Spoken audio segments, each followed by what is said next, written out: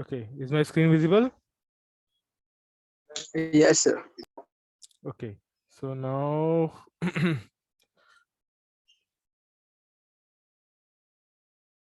the VMs have started. Let me start the application.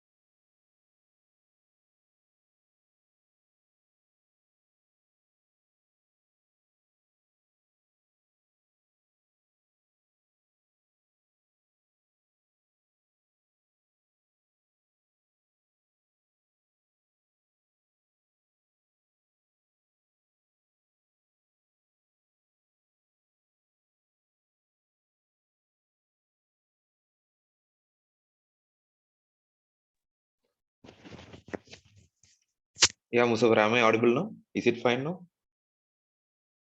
Yes, Ram, it's audible now. Okay.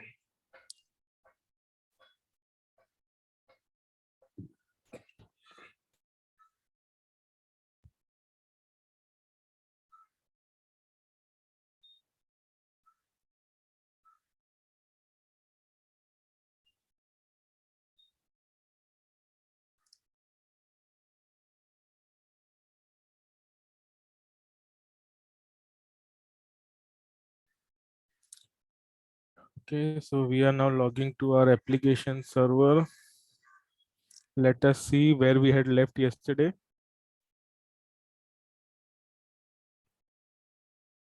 Okay, so yesterday we completed till the printers part.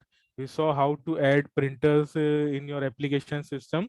We saw how to add a classic printer, which will print to your default printer on your front end PC. Okay, on your front end computer, that is on the PC on which the SAP GUI application or program is installed. So you have we have created two types of printer, the classic printer and the control track printer. The classic printer will not ask you on which printer to print. It will directly go and print on the default printer. The control tech will give you a screen or a pop-up window to select the printer on which you want to print the output. Before that, we also saw how to change the time zone of the system, the this and now let us start with the package, how to create a package in your system. Now what happens most of when you're doing for the related to development part, when you create new objects or when you create new types of tables and pro coding programs and all, what you need some type of a package. You can also relate this package to a folder or a directory, like how you have a folder or directory to keep your files in a related in an arranged manner. So same you can have your package also, where you can keep all your related objects and everything. Or also you can have a package related to module wise. For example, for HR they will have their own package. So whatever changes they make, whenever it asks to assign a package, they will select the package which is relevant to their module. Is this point clear?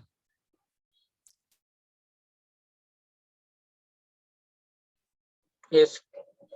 Okay, so now we have this T code SC21. Actually, there are three T codes for it. You can do the same, you can call the same program using three different T codes.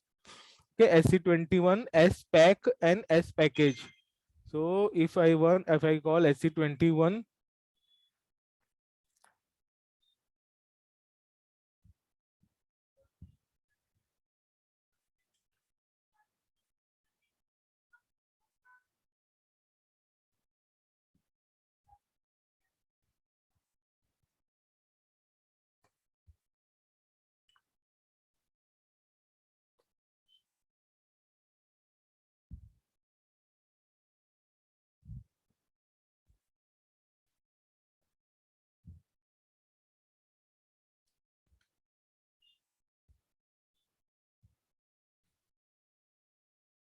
okay, so this is the screen for creating the package.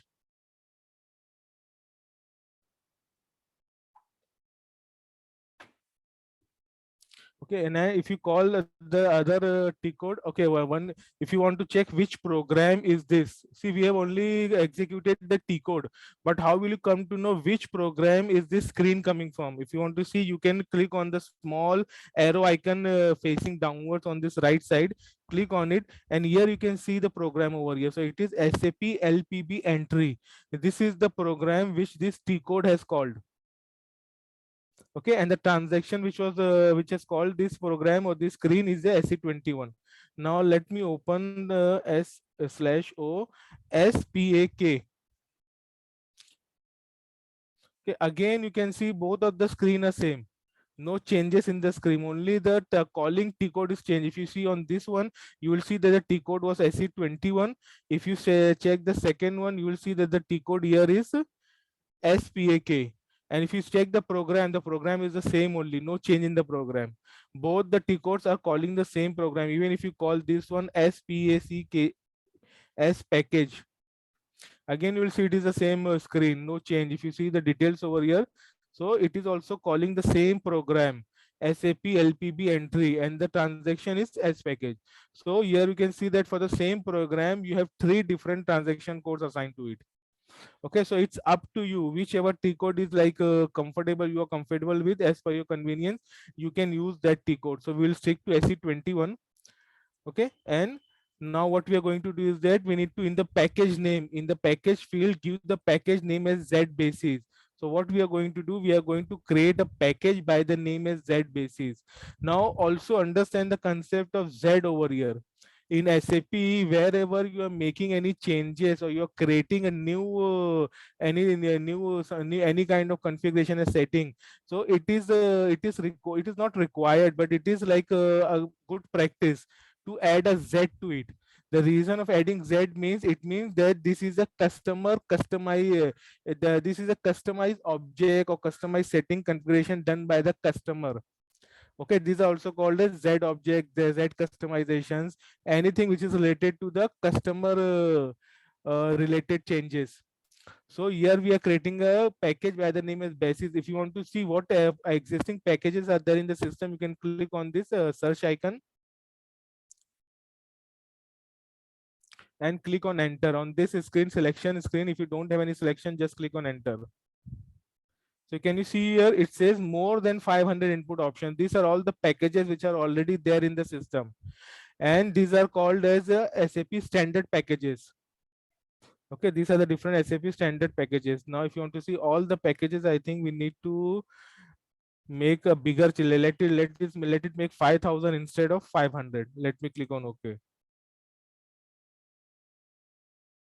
Okay, it still says more than 5,000 input option. It means 5,000 is not there are more than 5,000 packages available in the system. Now let me make it 50,000. Let's see what happens. No, I cannot make more than, I cannot make give more than 30. So let me do one thing. Let me make it 9,000. Let me check how many are there.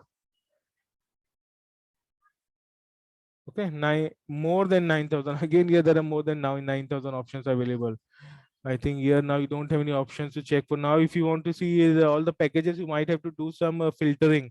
You have to run the filter over here. Transport layer software company have to do some filtering, and after that only you can see the packages over here. So you can see there are more than 10,000 packages in your existing system. Yeah, these are the different types of packages. So let us now check for the Z packages. Now let us come here and check for the Z star. Let us see how many Z packages are there in the system. Okay. Okay, so there is only one package by the name as Z001. This is only one package for Z. So we are going to create a Z package for SAP. Sorry, Z package for basis. Okay, for basis related activities. Anywhere where it will wherever it will ask you to for a package name, we will use this package Z basis. So here in the package name, give the name of the package, short description. Now you have to click on create. Okay, here you have not given package, give the name of the package and then click on create. When you click on create, it will give you this pop-up window. In the pop-up window, you can see that the field for short description is mandatory, compulsory. So here in the short description, give this package for basis components. So we are giving the short description package for basis components and click on OK, continue. Okay, so now it is asking you for to create a TR. It is asking to create a TR. Click on create TR. Okay, here you have to give a description or some text, short text for your describing what exactly is this TR for. So we are giving it package Z basis for basis components. Okay, this is the TR. Now click on save and a new TR will be created. Okay, so here it is. Now it is showing the TR number 6 and this is a short description for your TR. Now just click on OK, continue. When you click on OK, that package Z package is now created. It will create the Z package. So this is your Z package. Sorry, this is your Z basis package. If you see over here, this is your Z basis package. It has been created. No need to make any changes inside the package. Just come out of over here. And now if you go and search for the Z star, if you check for Z star packages, and now you can see the Z basis package in the Z list. Okay, is it clear?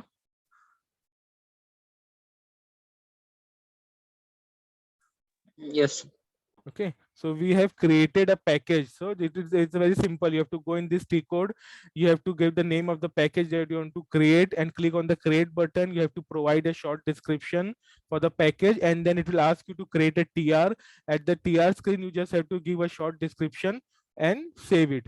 The TR will be created. How to check if the TR is created? You can go into SE01, SE09 or SE10, whatever is good for whatever you feel comfortable. So let me check it SE10. If I go in SE10, you can click or it will show you. Okay, so this is a selection criteria for the user SAP admin. It will show all the TRs which has been which is created by the user SAP admin. It will show you the customizing TRs and the workbench TRs, not the TR transport of copies and relocations. Then the request status, it will show you both the modifiable and the released. If you want to further bring down the selection, then you can also select on this released when released since yesterday, since last 2 weeks, last 4 weeks, select a date. So you can select a date for the release also. So but since we have not released so much TR, so I'm not selecting any release date. I'll just click on display. So when you click on display, you can see all the TRs over here. If you mark this short tick mark, if you see this tick mark, it means that this TR has been released. this TR has been released. So this is the client in which the TR was created. The TR was created in client 000. And this is the type of the TR. The type of the TR is workbench TR. The next system, in which system will it be visible after you release the TR? So it will be visible under the S4Q system. And this is the TR number. This is the number of the TR, and if you click on this plus icon, this is the number of the text, sorry, the task, the subtask. This is the subtask, and this is also released. Okay, now if you go, if you see for this development, if you see for the 100 client, if you check for the 100 client, this is for your 100 client development. In here, you can see two types of TR category. One is your workbench TR category, and the other is your customizing TR category. So there are two types of TR. Okay, here also the next system is your S4Q quality, because this is how we have configured the transport route. And if you see this TR, it is still modifiable. Both these TR types are still modifiable, means you can still add more changes into these TR. These are the TR numbers. Okay, these are the TR numbers, and if you see, they are not been released yet. It has not been released yet. These TRs are not released yet. Okay, so now if you want to see the subtask of this, you can click over here and check the subtask. If you want to release it, you can release this TR directly from here. And once you release this TR, then if you go into ST, okay, it will be visible under S4Q. If you see over here, the next system is S4Q. So if you go into the import queue, if you go into the import queue S4 of S4Q, you will see the release TRs over here. So right now only we have only one release TR, that is 002, the 002 or the first TR, which is only visible over here. The other two Rs are not visible in this list because they have not been released yet. Even if you click on refresh, it will not be visible. Okay, so this is a TR for the client export. Don't confuse with this one. Yesterday we started a client export, so this is a TR for that, and it has failed because we canceled the client export. Okay, so let me again refresh it. Nothing. So these two TRs are not visible in the list. If you want to make this TRs visible in the list, then what you need to do is that you need to go and select the subtask. Okay, the last time someone asked me whether what happens when we directly try to release the TR without releasing the subtask. I don't remember who asked this question. Yeah, I am asked this question here. Yes, so see, if you, for example, this is the TR, this is the TR number, and this is the task. So let me go and directly try to release the TR, not the subtask. So let me now, when I'm going over here and clicking on release directly. See, can you see the error message? Referencing task. Yes. It's opening. So actually it's not an error, it's you can say it's a logical error. It means it is saying you that this subtask is not yet released. So only after you release the subtask, you will be able to release the TR. So what now I'm going to do is that I'm going to first release this subtask. Let me release this subtask. Okay, it's released now. Now I will go into, and I will select the TR, and now I will release the TR.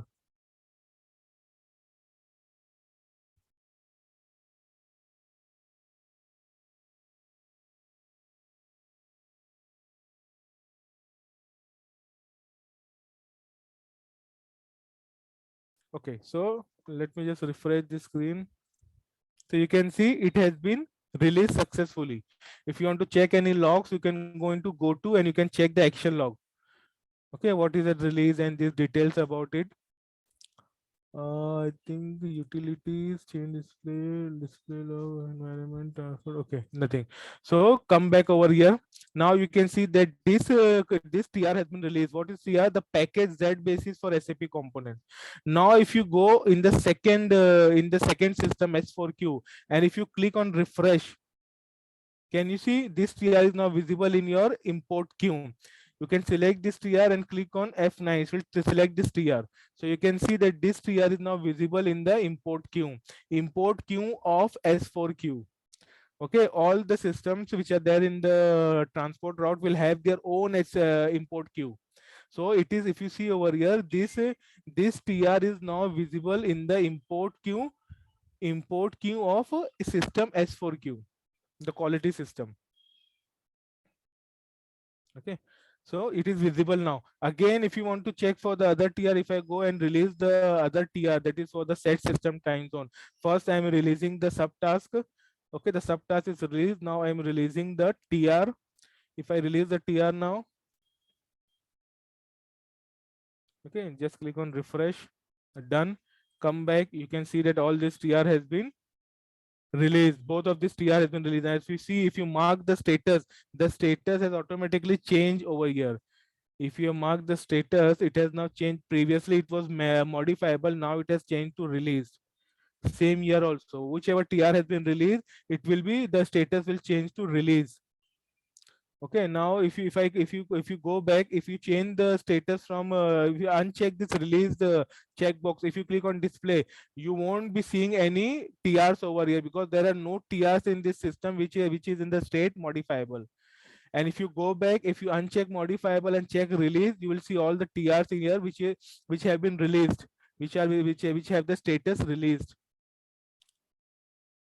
Okay, now coming back to your system S4 queue. Now if you again refresh this import queue, see till now we only have the three TRs, 1, 2, 3. Again, if you refresh it, you will see the TR number 4 visible on your import queue.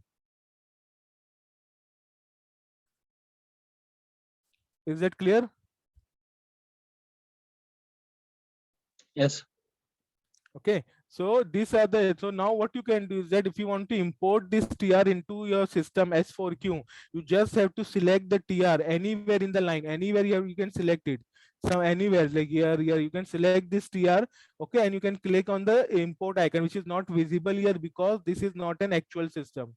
This is a virtual system, so hence you will not see the option to import the TR here in this list. So but in your system you'll have the icon available, the truck icon. So after selecting this TR, just click on the truck icon and it will ask you for a option for importing. So you have to provide the details and you just click on import and will start importing in your S4 queue system. Okay, if in case if you want to import multiple TR, then you can select the TR and then click on F9 or this icon select. Again click on the other TR which you want to import along with it. So you can see two TRs have been selected. One is the third and the fourth. If you want to select the first one also, click on it and again click on the this icon. So you will see that three TRs have been selected, the first, the third and the fourth. Now you can click on the truck icon and all the selected TRs will be imported into the system simultaneously. Okay, so normally this is not like a normal practice that you need to release all the TR at one go. Okay, only if the developer requests you to do so. If the developer says you please import these two TRs, okay, number 1, 2, 3 and the number 4, 5, 6 together. Okay, then only you need to select those TRs together and then click it and then import it into one go. Is it clear?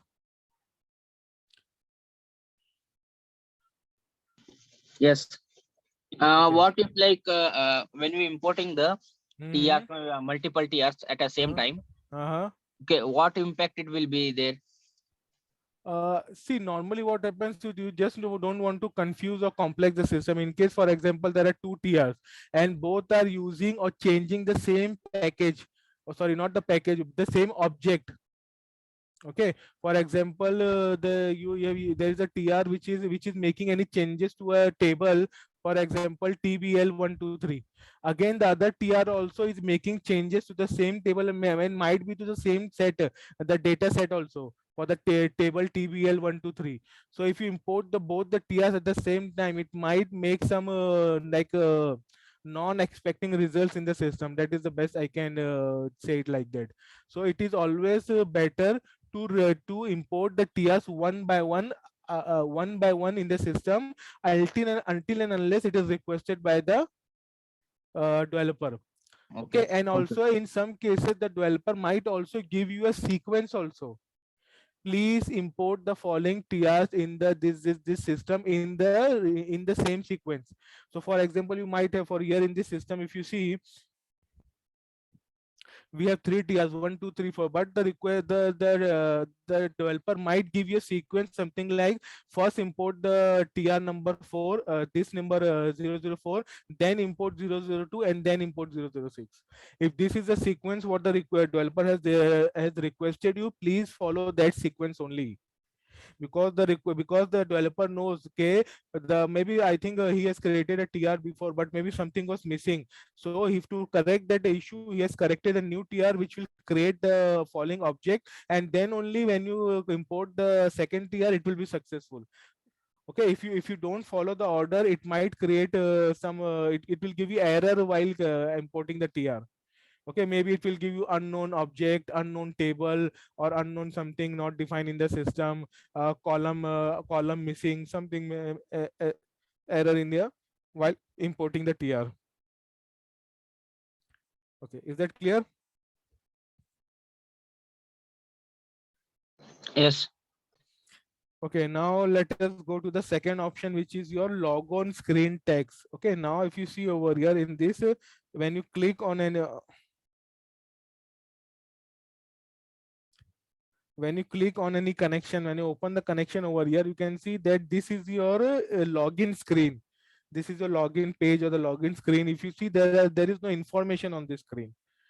Okay, so in case if you want to put some information in the screen to like advise the users, or to like inform the user of something and see, or warn the user of some anything, or like so you can put the message on this screen, this login screen, so that before the user can log into the system, you have informed him about the any information, anything which you want to alert the user. Okay, so now for example, how we'll do that? So this is the SAP note for this. If you want to see any details about it, you can go open this SAP note and read it. Or you can, and for creating that, you can directly go into the T code SE61. Open the T code SE61. So this is the screen for edit documents initial screen. So here from here, you can change the text for your initial screen. So now what you will do, document class tx general text. So here you will select what is the, this is the document class. If you see, this is your document class. So by default, the document class selected is data element. Click on this button over here, and you will see all the document class which are there in the existing document class. So you have to select tx. So this is the tx document class, general text. Select this, double click on it. So now you can see that the document class selected is general text. Now name, what name do you want to provide for this information that you are going to create for the initial screen? So I'm giving the name as Z login screen underscore info, and this is a, you cannot change the name of this what I've selected, Z login underscore screen underscore info.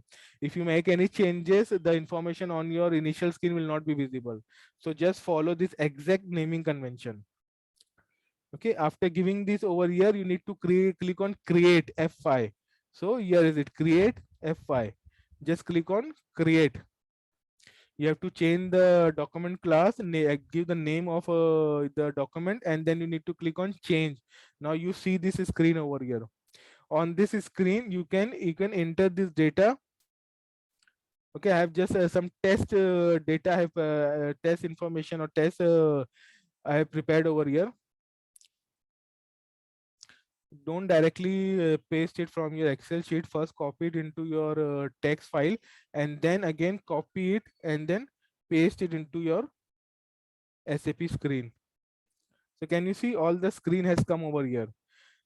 These are some tags. If you see, if you notice the first one, the at the rate and in under something and then at the rate. So these are some tags. So these tags, when it is visible in your initial screen, it will change to some kind of icons. So you can say these are some shortcut or some tags for icons, and this is the text that will be visible. Okay, so for example, I'm putting a welcome message, welcome to this company, Solutex Technologies Limited, and then information. So this is the information section. So here you can make it as this is a system, which system you are connecting to, SAP S4HANA 2020 development, the ID of this system, the client number of this system, default client for the system. Then you are giving some warning, use only your user ID to log into the system. Please don't share your password with anyone. Then you are giving some health and support information. So these are the basic information, for example, that you may want to put on your initial screen. Okay, don't save it as of now. You have to make one more change over here. So if you have to change this star, which is for default paragraph, you have to go down and you need to select this line feed slash. We have to select this line feed slash. Okay, so please make these changes in all everywhere, because if you don't select this option, it will the text on your initial screen will be a mess. Okay, it will not be visible as you have expected to be visible on the screen. So I am putting this slash everywhere. I cannot copy paste it, that is the problem.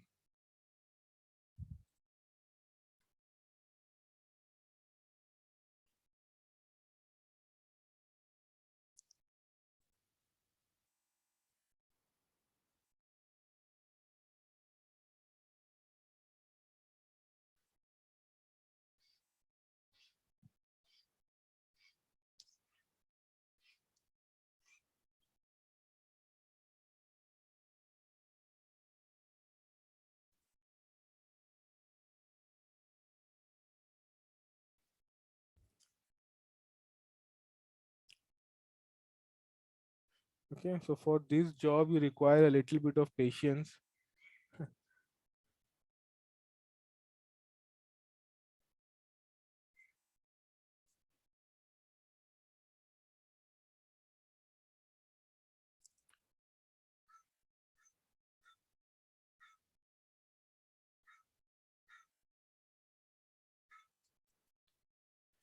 Okay, so ultimately it has been done. So this is the last line. So I clicked on everything. Now you can, what you can do is here, you can click on save. Once you click on save, see, once you click on save, you can see it is asking you for the package. In which package do you want to add this information? Okay, this is the object, it will be created, and this is the package that you need for this object. So if you see over here, when it's asking for the package, you need to select your Z basis package that you have created in the previous step. Okay, and this, after that, you can just click on save. Now it is asking you for the TR. It is asking for the TR. So now you, when this TR over here, I think instead of this information here, let me bring it here. So after when you, okay, after when you click on, when you save, when you click, when you provide the basis package, it will ask you for the TR. So here you can create a new TR, because we have already released all the TR. We have already released all the TR. There are no modifiable TRs available in the system. So now what we'll do, we'll create a new TR. See, it is up to you. Okay, it is up to you requirement. What you can do is that instead of creating every single TR for every changes, you can create one master TR. Okay, non-master TR doesn't mean you need anything special kind of technical changes for that.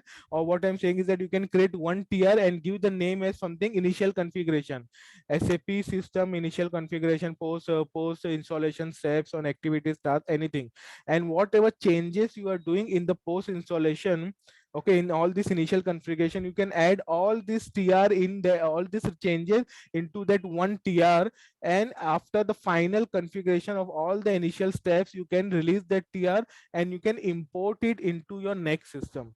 You can have this approach also, that is also okay. But sometimes what happen, for example, if you have done 7 to 8 or some 15 changes into your application, sorry, 15 changes into the development system.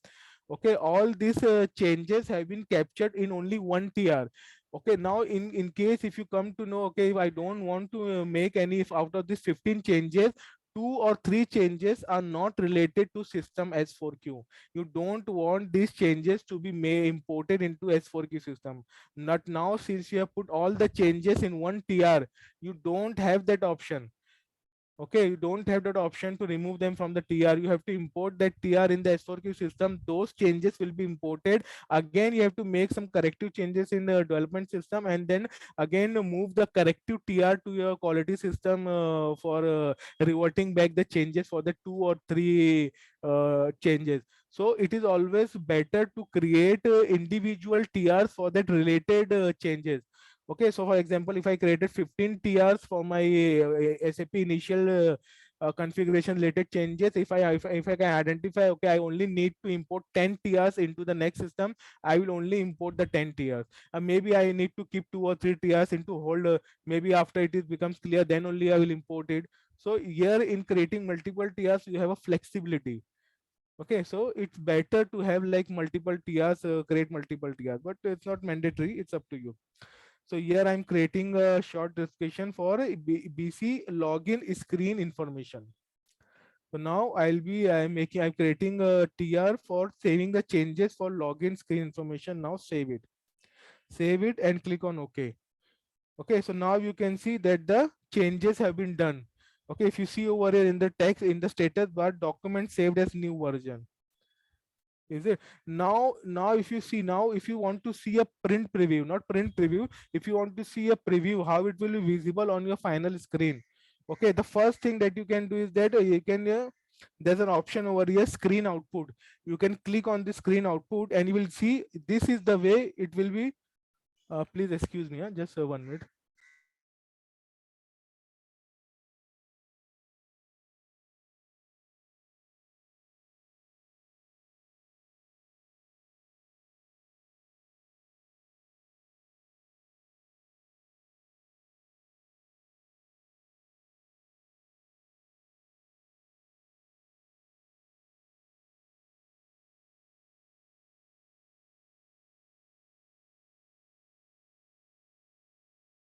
Yeah, sorry for the interruption. Okay, so this is the output that will be visible on your initial screen or your login screen. Okay, so now if you want to now see the final output, you can just go into your SAP logon pad and you can double click on the connection. Once you open, can you see the information screen over here? So here you can see here, this is the icon for which we use the tags for. The tag in which you can use the icon, and this is the information. Welcome to the system information. This is your SAP S/4HANA 2020 development system, and SID. Then you can use your user ID, and then help and support. In case if the user faces any issues, then whom should the user contact? So this is the number for contacting the support, help desk support, and this is the mail ID, it.helpdesk@solidworks.in. So this is the basic information you can share with the user who is logging into the system.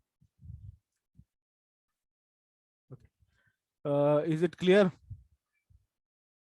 Yes. Yes.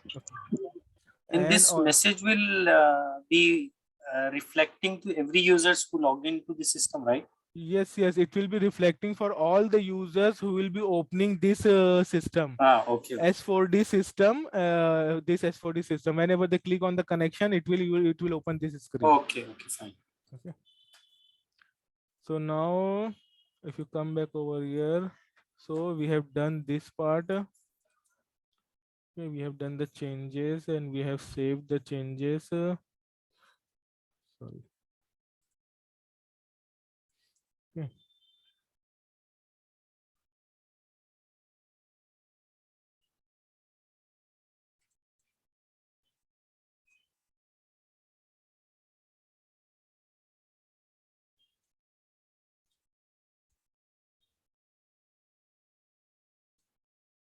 Okay, so here it is. This is pending. This is just for your information. Where I showed you that we can use tags for displaying different icons. So what are the tags? If you want to see what tags are there, so you can click on. You can run this report. You can go in SA38 and you can run this report. RSTX icon. You can run this report. Click on execute. So icons as above, please. So here you can click on execute. Here you will see all the icons. If you want to use this icon, so this is, if you see the code number, just see the first, second, third, fourth, fifth column, the code column. So in this is the code for it. So if you, for example, if you want to show this icon, like for example, this delete icon, the recycle bin icon. So if you see the related code is 11. So what you have to do on that screen,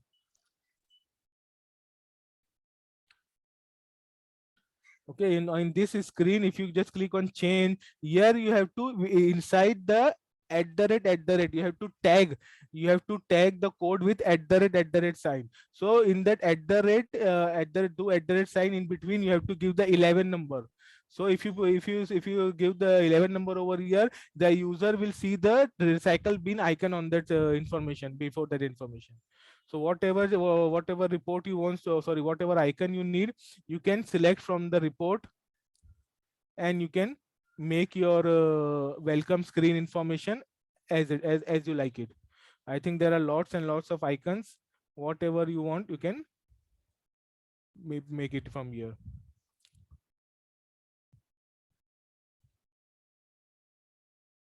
Okay. Is that clear? Yes, sir. Okay, so here is your login screen text. How to configure or how to set your login screen with your informational text for the users who will be logging to that system. Second comes to your logon screen background image. How to set a background image for your login screen. So what is the background? So if you see on the right side over here on this screen, there is a bigger window over here which is blank actually. So what you can do is here you can set some picture in this area related to the company logo, or maybe something related to the project, maybe some information related to the project, anything whichever you want the user to see after they log into the system. Okay, so in this screen, so how can you set a picture in your background screen?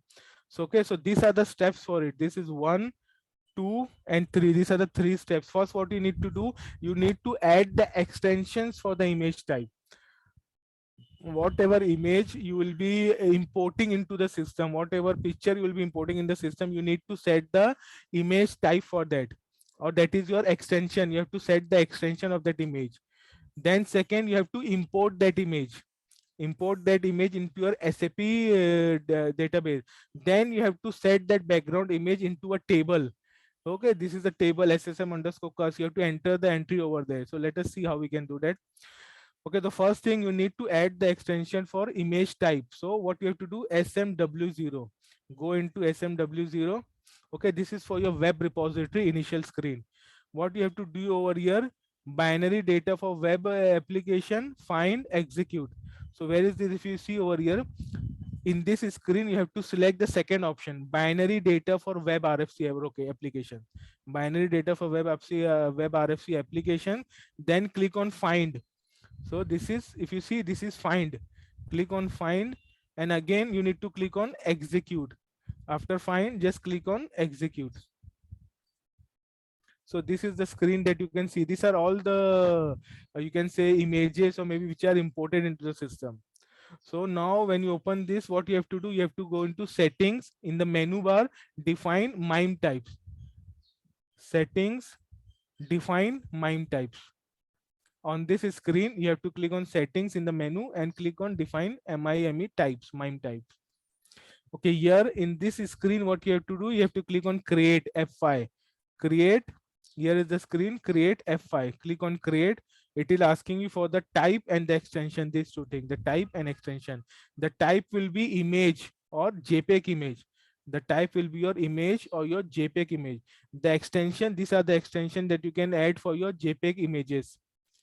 Star.jpg, star.png. If you have any more thing, you can maybe add it over here. So these are the two options over here, and just click on save. After clicking both of these options, just click on save. So you can see database record successfully created. So we have done creating the extension for that image. Now what we have to do, you have to import that image. So how will you import that image? Again, create, I think from here you need to, no, here I think we have done, it is not shown. You have to come back on this screen. You have to click back twice and you have to come on this screen. Okay, you have to come on this screen over here. In this screen, you have to click on create F5. In this screen, you have to click on create F5. Now it is asking for the object name and description. See, it is asking for the object name and description. The object name will be, you can give any related meaningful name to your object and just make sure to start with a Z, so that it is, you can in the future you can identify whether this was provided default from SAP standard or it was created by the customer or made by the customer. So you have to give the object name as Z background image. Description, what description I am giving? Company logo. So here I am giving it as company logo. After that, you need to click on, see here it is create FI, then you have to give the following information and then click on import. So here is this icon for importing. Click on import. Once you click on import, it will ask you for the image that you want to import into this, into the database. So let me, I think training reference media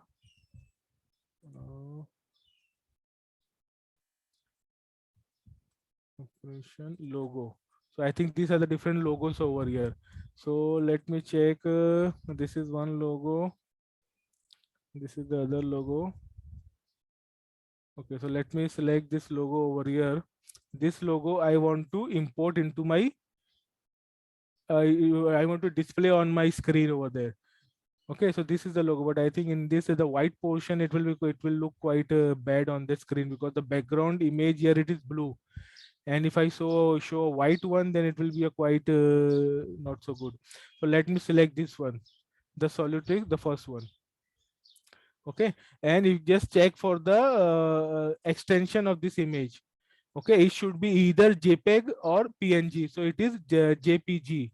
Okay, so that is okay. It should be either JPG or it should be a .png. So let me copy this image onto my Bayesian host. So I'm copying this image in my Bayesian host in the downloads directory. In the downloads directory, I am pasting it.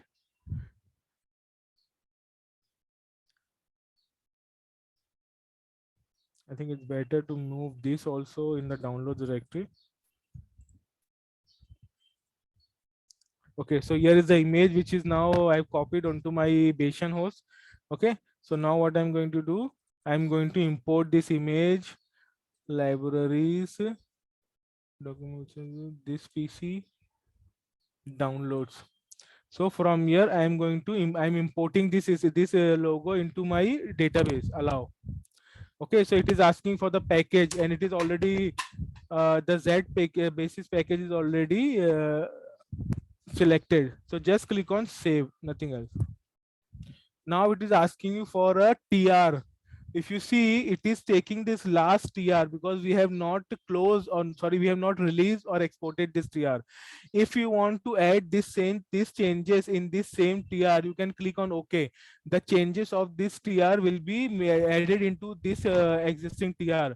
But if you see this, the topic for this, the description for this TR is for login screen information, and the changes which I am saving is for my login screen background image. So it is not recommended to mix the other TRs with some other existing TR.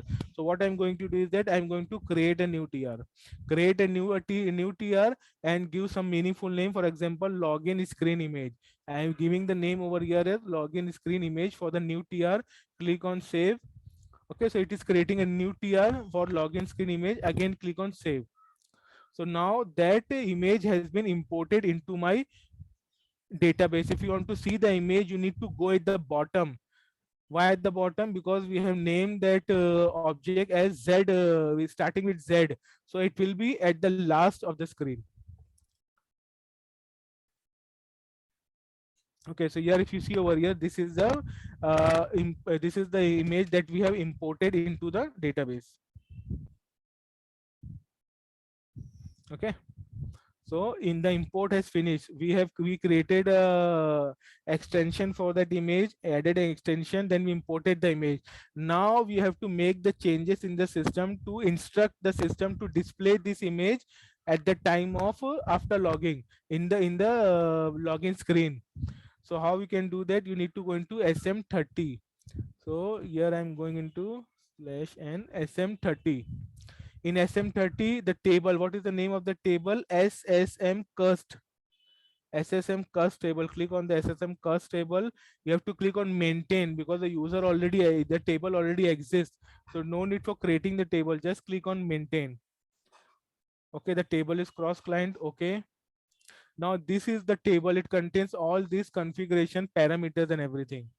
Okay, name and the value. So here in this, what you need to do is that you need to click on new entries. SSM underscore cus maintain new entries. So go here over, click on new entries. So it will ask you for the new entries or parameters that you want. Okay, then you have to add this parameter. First one is start image. What the start image that you want to display on the screen. So the image will be the name that you have imported that image into. So Z background image. Then resize image, whether you want to resize the image. If you resize, if you click on yes, the image will be resized to occupy all the blank space on the right side. But this is also not okay, because your image will get blurred and stretched. So don't click on resize. Also you can click on hide start image, whether you want to hide the start image. So no, you don't want to hide the start image. Just let's click on no. So these are the three parameters that you need to set into the SSM underscore cus table. After setting this parameter, just click on save. When you click on save, see again it is asking for the TR in which you want to save the request. Now if you see, this TR is a related TR because this is the same TR which will record the whatever changes you are doing on the login screen. So now you can safely click on the continue button to save the changes into the same this TR log on screen image TR. So I'm clicking on OK.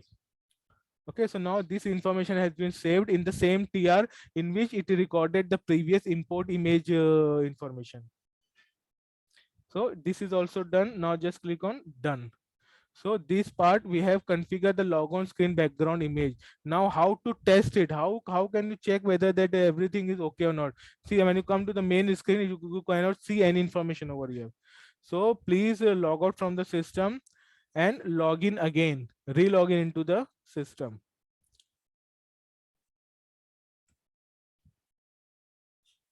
Now, can you see the image on the right side?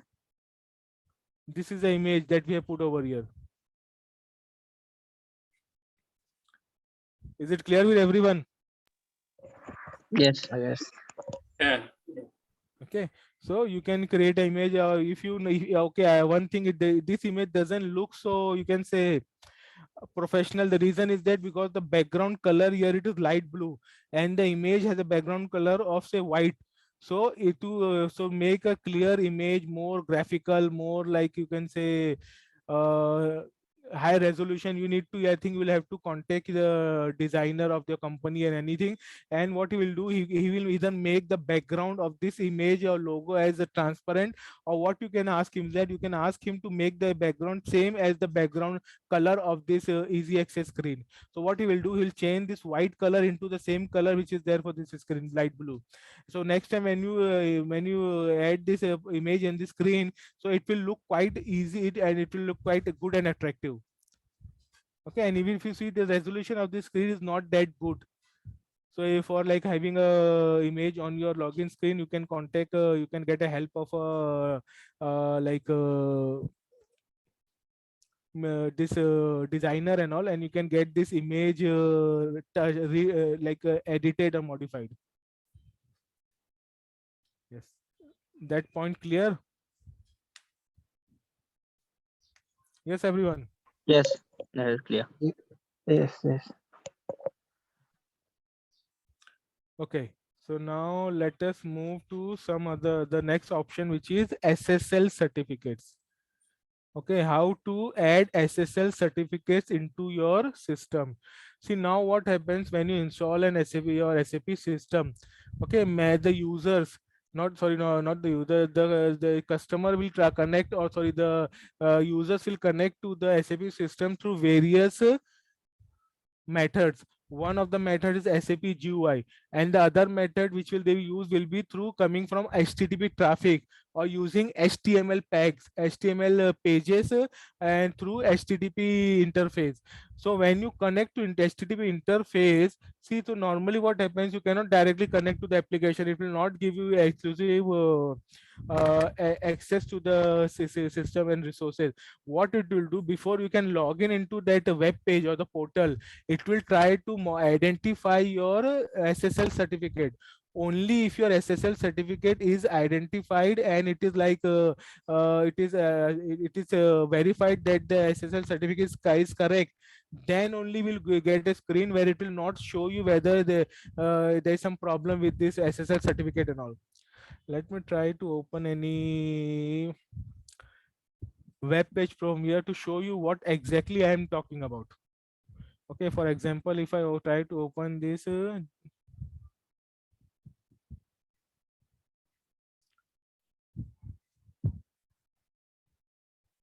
it is not giving any error over here.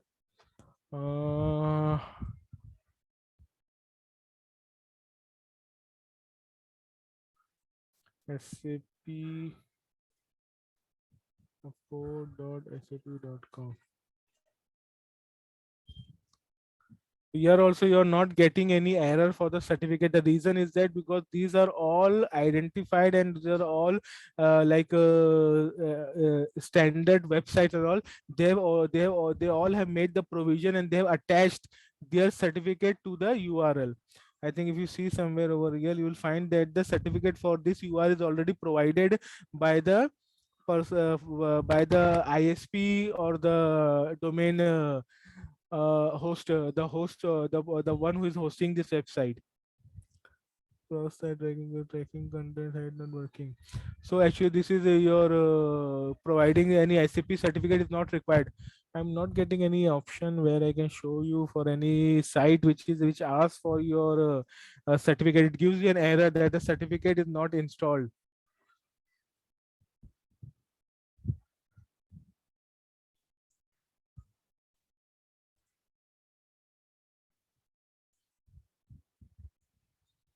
None it is giving me this error. Enable tracking production standard. Let me try to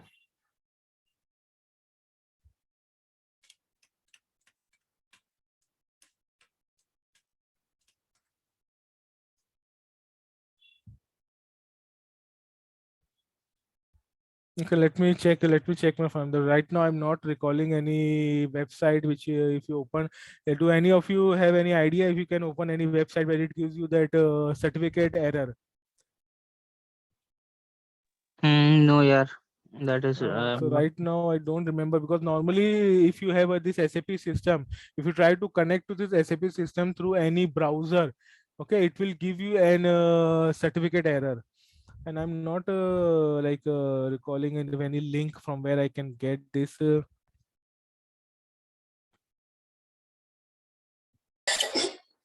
You mean the certificates where we can download certificates, or? No, the error, the certificate error. Achha, Since if achha. you're connecting to any website, okay, and your your system cannot identify that website, so it will give you a certificate error. Okay, so what you need to do is that you need to install that certificate, maybe the root certificate onto your system PC. You need Yeah. to install the root certificate into your PC, and the next time when you try to open that link, it will not give you an certificate error. Do you get it? Let me, okay, I think I remember one thing over here. Let me go over here in my application system. Let me log in with the root user cd/tmp, no, not tmp, sorry, packages, in the /packages swpm. Let me go into the swpm, okay, and let me run the SAP inst. Okay, this we executed this last time when we were installing our application server. So let me click on SAP inst. Okay, so if you see, it has given you one link over here. Let me open this link in your system, in our system. Oh, sorry. Now when I'm opening this link over here, okay, no, let me click on cancel.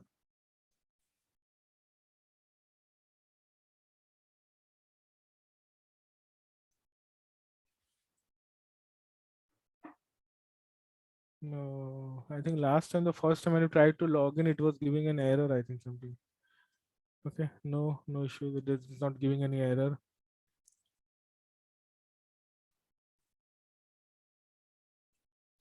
Okay, let me see. If I recall it, then I will show you too, or maybe in the next class, I will try to find about any time if you can see any kind of like certificate error. Okay, no problem.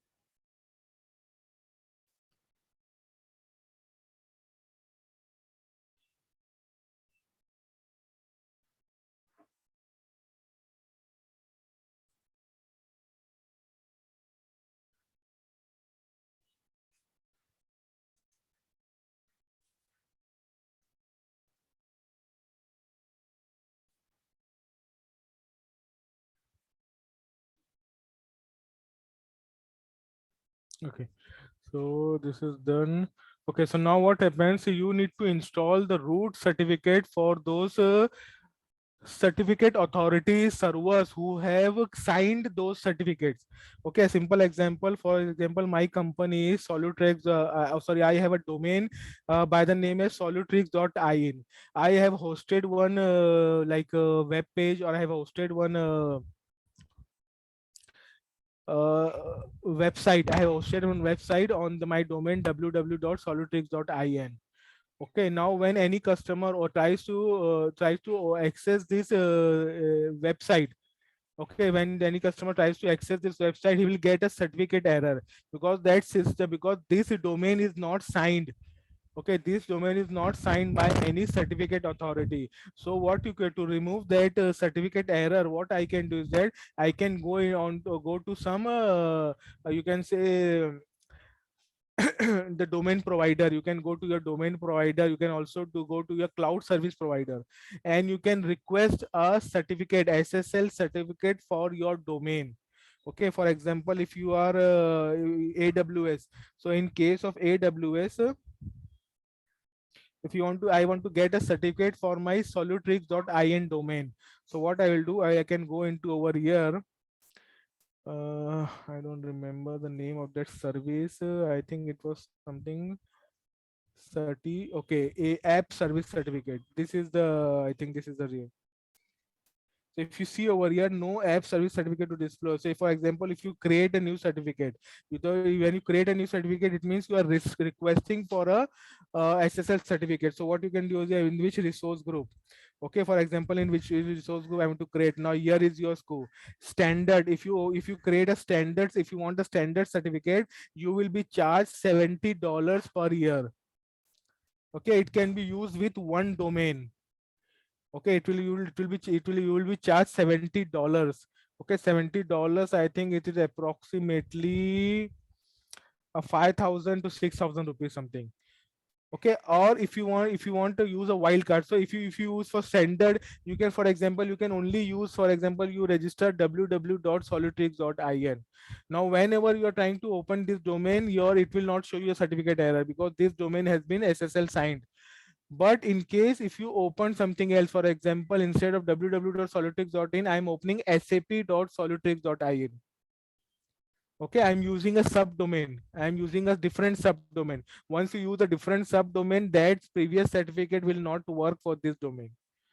So what you can do is that you can go for a wildcard SSL certificate. What is the wildcard? For example, star.solutrix.in.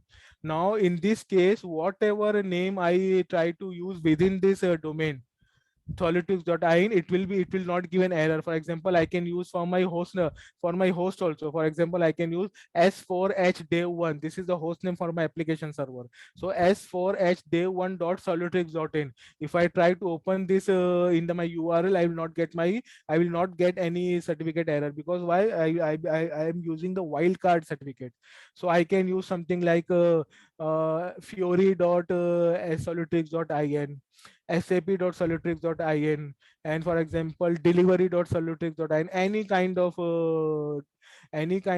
name within the any kind of subdomain within my solutrix.in. So this, the charges for this wildcard certificate is $300. That is approximately 22,500 per year. Okay, you can give the domain name over here, example.com, certificate name that you want for the certificate. Once you create this certificate, you will be charged that amount and you will get the SSL certificate. Now, how does that SSL certificate look like? So if you come over here,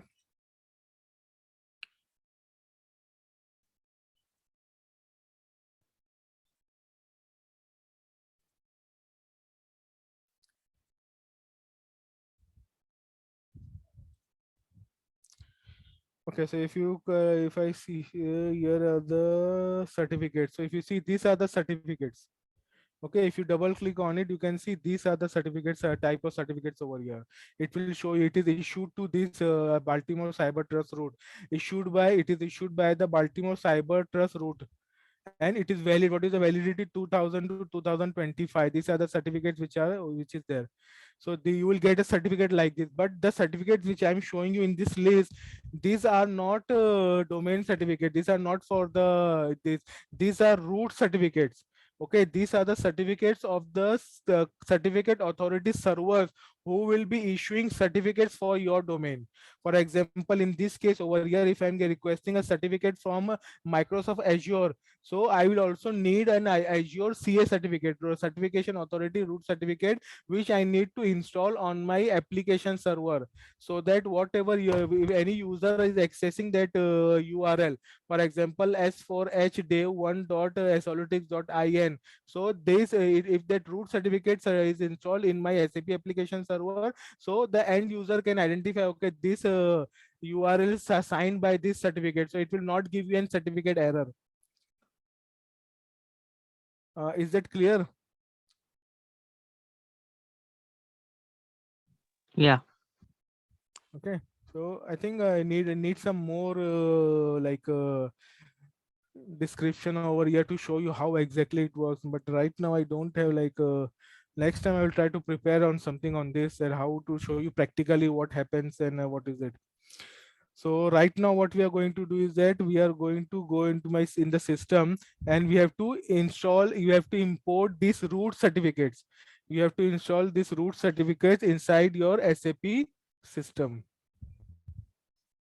Okay, so once you install these root certificates, most of the sites which are accessed by your application server. Okay, in a simple example is support.sap.com.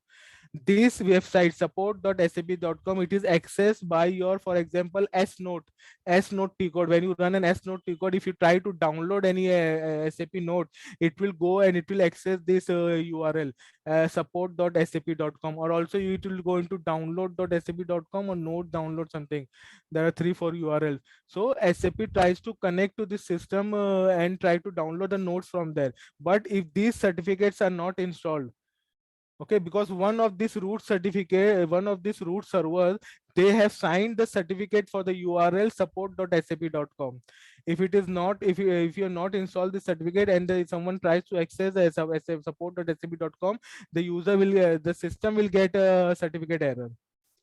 Okay, and you will not be able to connect to that system. Is it clear? Yes. I think let me try. I'm not sure whether I'll be able to show you. Let me see if I can reproduce this issue. Let me create a connection, HTTP. Let me create an HTTP connection, and let the name of this connection be like HTTP or certificate test.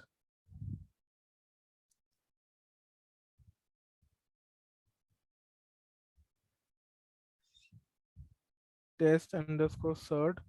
The type of will be RFC connection to external, HTTP connection to ABAP system, HTTP connection to external server.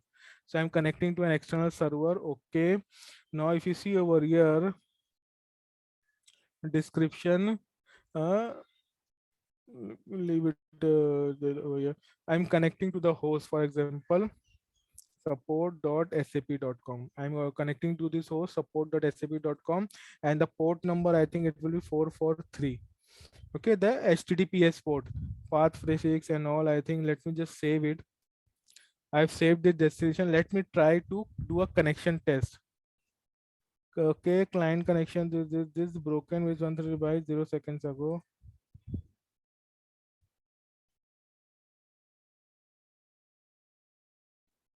No, I think broken with this. I need some more information, maybe something to put over here in the path prefix. Okay, let me check. I'll just try to get next time. I'll try to get this information. So normally, what happens? You try to connect to any external system from here. You are trying to connect. I had this information from one of my customers.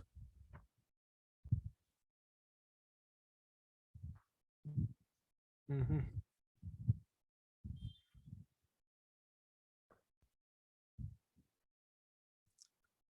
Okay, like we'll do one thing. We'll take a break of 10-15 minutes and we'll continue after that. And by the time in this break, I will try to get some more information on how to check this. Is it okay with everyone? Yeah, no fine. problem. Okay. Yeah. See you after 15 minutes. Okay.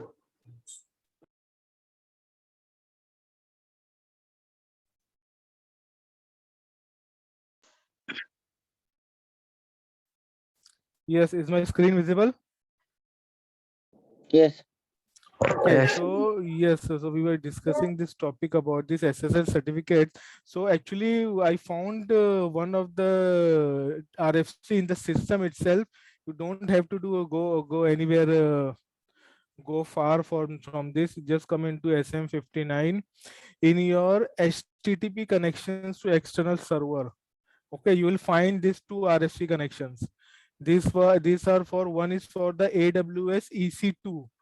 Okay, and the second one is for AWS S3 bucket.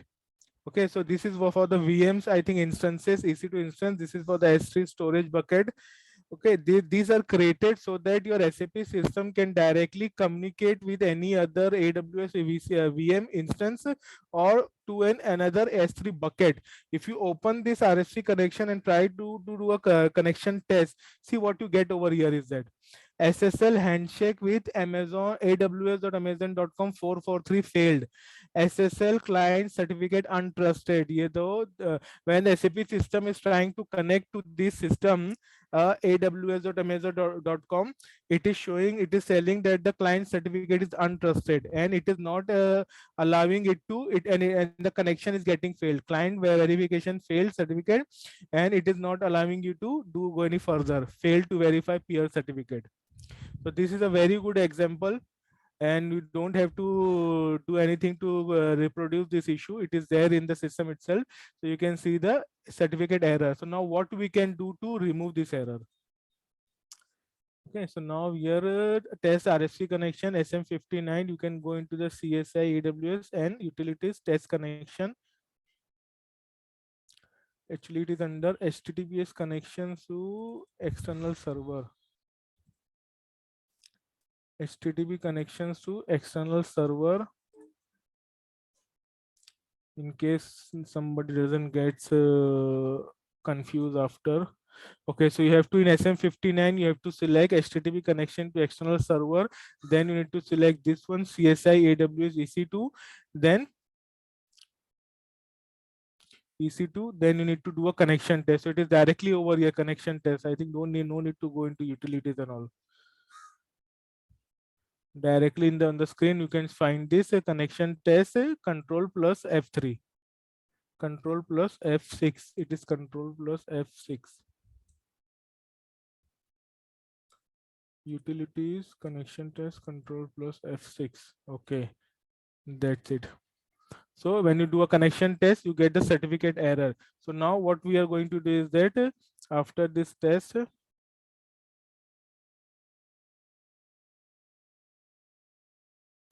now you need to go into your another T code. You have to go into S test. So this is where you need to go into.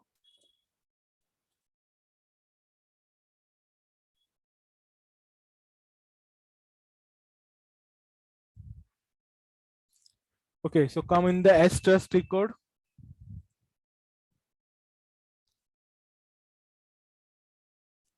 Okay, this is the S-Trust trick code. What you have to do over here, change. First go into the change mode. Right now it is not in the change mode. You can see most of the things are disabled. So click on the change option, click on change, and it will change to change. So you can see this icon getting highlighted. If I again go into the display mode, you can see this icon has gone, this icon has been disabled. So again, when I click on change, this has been enabled. So it means now I'm in the change mode. After going into the change mode, click on SSL client standard. From here, you need to click on SSL client, SSL client standard. This is what you need to click. Don't click on SSL server standard, SSL client, SSL client, SSL client standard. Let me give the exact, don't want anyone to get confused afterwards. Give me the exact name. SSL first client is with a small c. Okay, so SSL client, then again SSL client standard, SSL client standard. So here it is. You just have to right click on it, on this option SSL client, SSL client. You just need to right click. So you have to right click on it.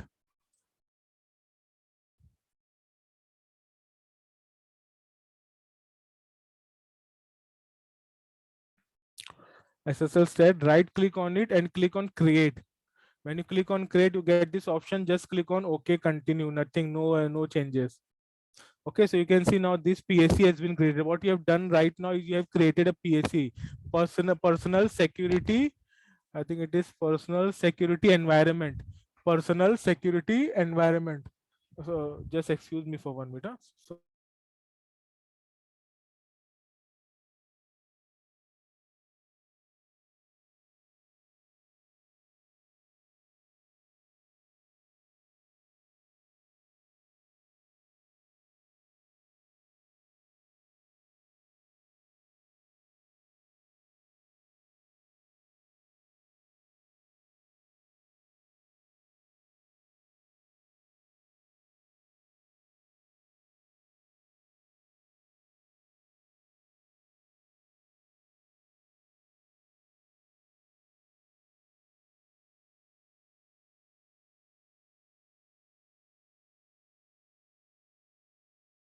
yeah, sorry for the interruption. Okay, so where were we? We went into there, we created a PSC. We went into S-Trust and we created a PSC for SSL client, SSL client standard. We created a PSC, continue, enter, and then afterwards what you need to do is that import certificate. The second step is to import the certificates. Okay, so one by one we will be importing the certificate. Okay, so these are the common certificate. These are the common root servers which signs most of the certificate required for SAP URLs. So these are the common, you can say these are the common root servers. These are the common root servers who signed SAP's URLs. The simple example which I gave you, that for example, if I want to get my SSL, if I want to get a SSL certificate from my domain solutrix.in, I can go to Microsoft Azure and I can register there and I can get a certificate for that. Obviously, I have to pay for that.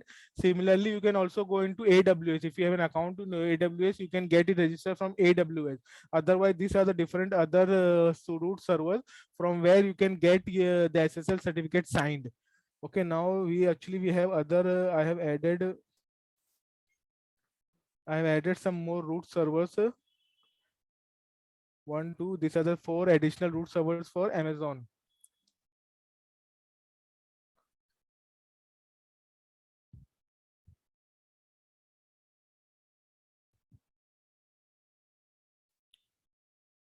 Okay, so along with these certificates, I will also install the certificate for Amazon root server, so that RFC connection for which we are getting a failure for certificate not able to recognize the certificate, after installing this Amazon's root CA certificate, root certificate, it should be able to do that. Okay, so let us start now. We start with, so now I created the PSC creation is done. Now let me start importing. So what we are going to do here, on this server, double click on the PSC, Okay, now if you double click on the PSC, come over here. Here you can see here, this is the icon for import certificate.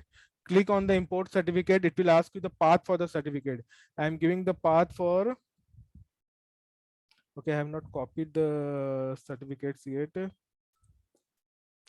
So let me copy all these certificates. So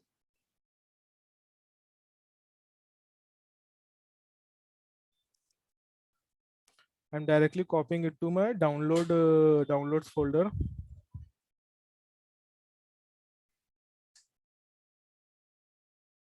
Okay, so now downloads folder. Now when I click over it, I click on the certificates. Now let me first import my CA1, Amazon CA1. Click on OK. Okay, it is asking you want to allow for the, click on allow. Now you can see the certificate details over here. This is the subject of the certificate. This is an alternate. This is the issuer. This is the serial number in the hexadecimal hexa. This is in decimal. This is from valid from. This is valid up to.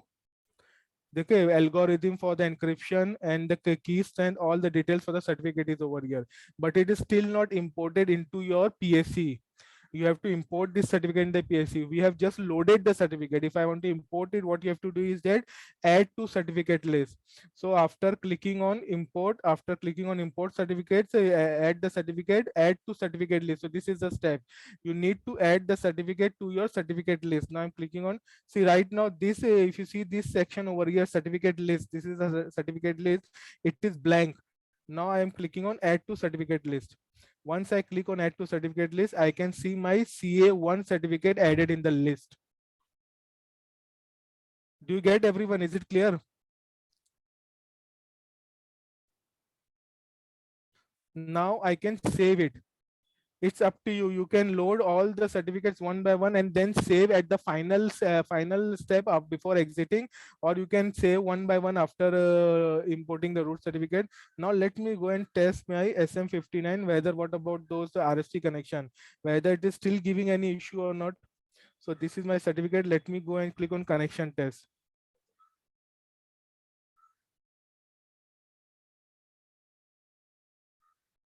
Do you see any change over here? It is taking some time. Last time it directly gave an certificate SSL handshake error.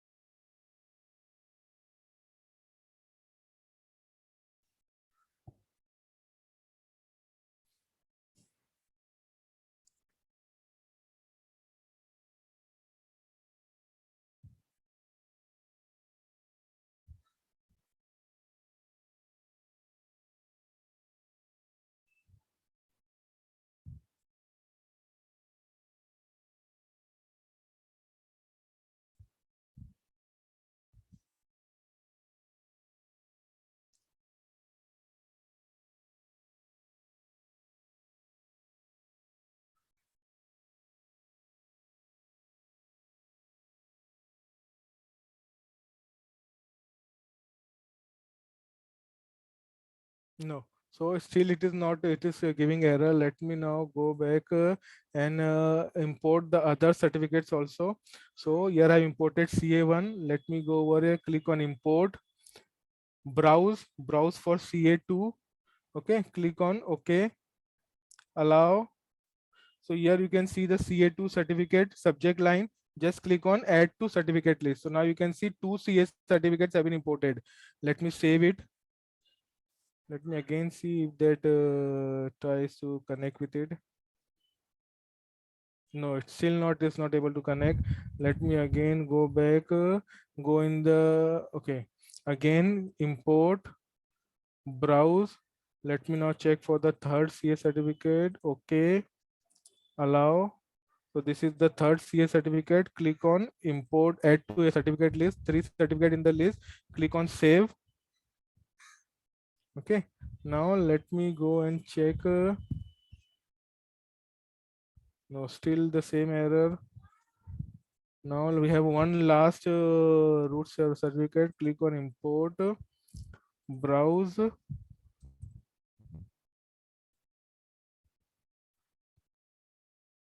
Hello, this is the CS number 4. Now click on add to certificate list. Verification, certificate list done. Save it. Okay, now again let me try to check. No, still it is giving the same error.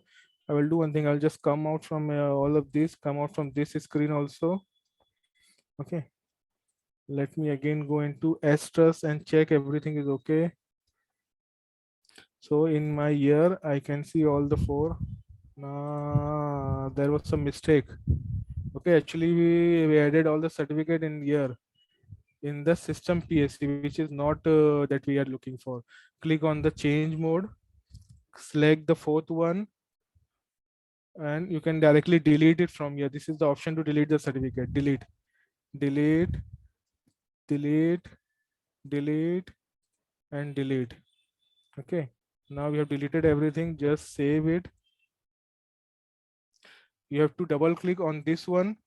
This is the one for your SSL client standard certificate. Here you need to click on import, browse, go for the CA1, okay, allow, okay, and then click on add to certificate list, save. Okay, if you see over here, SSL, can you see the status? SSL PSC was saved, ICM was notified, Internet Connection Manager was notified. Now let me go and check for the SM59 connection. I'm going over in the HTTP connection, CSA. Can you see the difference now? Yes, everyone.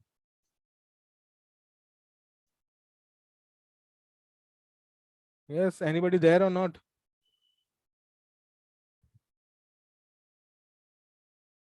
Hello. Yes, yes, yes. Okay, finally someone is there. I thought I was only talking to myself.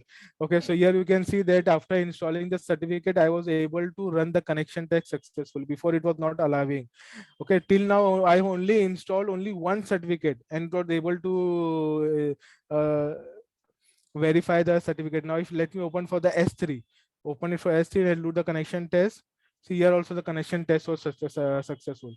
So only adding one certificate in the certificate list, I was able to verify the two of my RFC connections. So this is how the certificate works. Okay, so there are other certificates also here in this list. So these are for your Amazon root CS servers.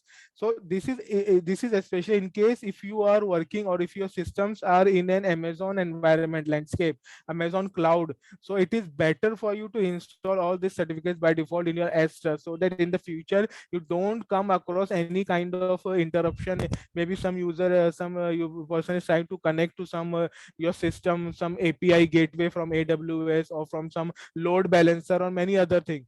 So in this case, they will not get an certificate error in the future. So it is better to install all the root certificate. Also, you can install all these CA certificates for your SAP side. Okay, because SAP server also connects to many of your URLs like something on demand.sap, sap.ondemand.com, then your CP cloud platform integration URL, then your marketing, for example, SAP marketing URL, maybe a success factor URLs, and then Ariba URL. Or you might have RFC connections connecting to these platforms. So for this, to avoid the this certificate error, you can by default, because see, this doesn't give any harm in installing all this CA server certificates in advance. So as a good practice, after a successful installation, you can go and you can install the this. I think I would recommend you to install this, at least this certificates, 1 2 3 4 5 certificates in your SAP system, so that you don't face any issue with any of the future URLs or from SAP side. Okay, so we have already installed root server CA1, and I don't think we need. Why do we need these many certificates, Madhav? See, it depends. See, now I gave you an example for my URL solutrix.in. Okay.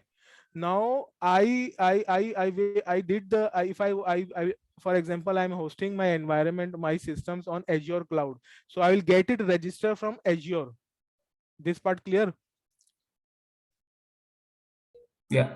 Okay, so now I have done some integration of my website with my SAP system.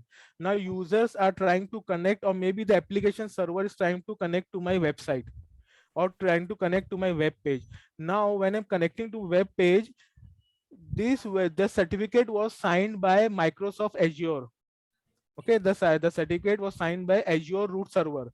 Now when the SAP server tries to connect to that portal or that URL, it will get a certificate error because it doesn't has the root CS server to identify, to verify whether the certificate which you came with this solutrix.in URL, whether it is authentic or not.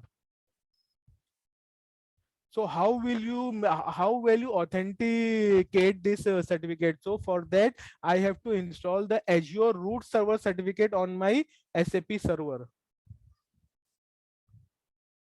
Okay, so there is some kind of algorithm, there is some kind of key, there is a key in that root CS server certificate. When when the SAP server tries to connect my web page solutrix.in, it will get the client certificate. When it gets the client certificate, it will try to get the key from my this one key from my root Azure root CS certificate, and it will try to verify whether the key matches or not. Once the key matches, then it will identify, okay, this is an authentic URL or a website or a portal, and it will allow access, or it will allow access to communicate between this SAP server and your this website. Do you get my point over here?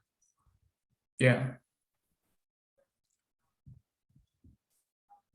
So to authenticate this is the required thing.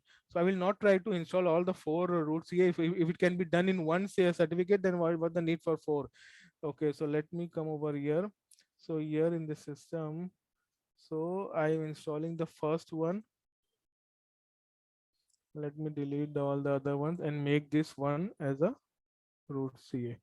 Okay. So I copied it from here.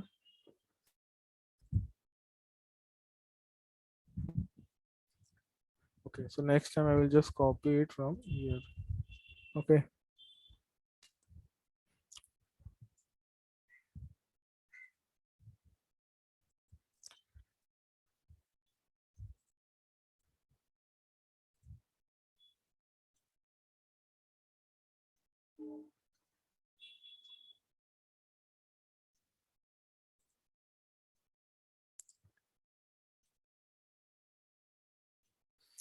Okay, so I have installed one. So let me go one by one, install the other certificates also. So next is your Baltimore. So let me again come down, click on this import certificate, browse for the Baltimore. But this is the Baltimore Cyber Trust root, Baltimore Cyber Trust root.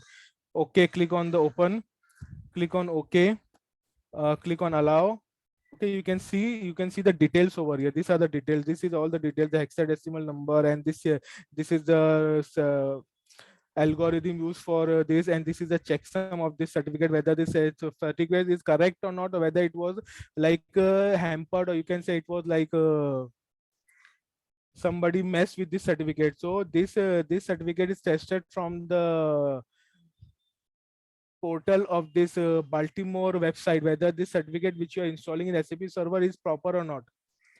Okay, so now I'm clicking on import. So now I imported the Baltimore certificate. Again, click on import. Okay, next one is your DigiCert Global CA, DigiCert Global CA, import, allow. Okay, now it has come. Click on add to the import list. Again, click on import G2. The next one is G2, DigiCert Global Root G2. Okay, allow. So now click on add to certificate list. So we have installed 1, 2, 3, 4. 1, 2, 3, 4. Now install the DigiCert High.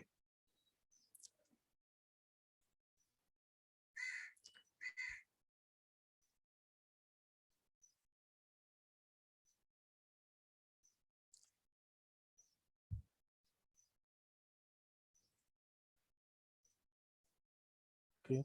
DigiCert High Assurance EV. Okay, this is the certificate. Okay, click on OK. Allow. Okay, so you have installed 5, 1, 2, 3. Okay, no, it is click on the add to certificate list. So now we have installed 5, 1, 2, 3, 4, 5. Now again, last one, VeriSign. Click on import, browse, VeriSign. Okay, allow, and click on add to certificate list. So we have installed five root CS servers, root certificates, 1, 2, 3, 4, 5, and the 6th one.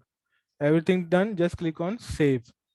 Once you click on save, you will get the message SSLP was saved and ICM was notified. Is this clear with everyone? Any confusion, any doubt?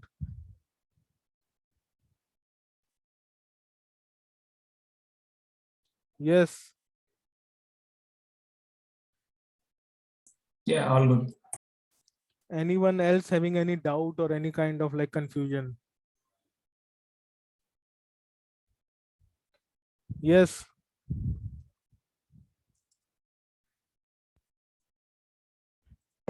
Let Yes. give me the time, okay, to review the video, and after I will come. Okay, no problem. If you have any doubt, you can ask and you can drop a message in the group, or also you Okay. can in the next class you can ask about your doubt. Okay, no problem. Okay, let me actually for this topic, I think I was a little not prepared for this topic. So, but let me just give you again a small clarification about this. What is it? So you should understand the requirement. What is the requirement?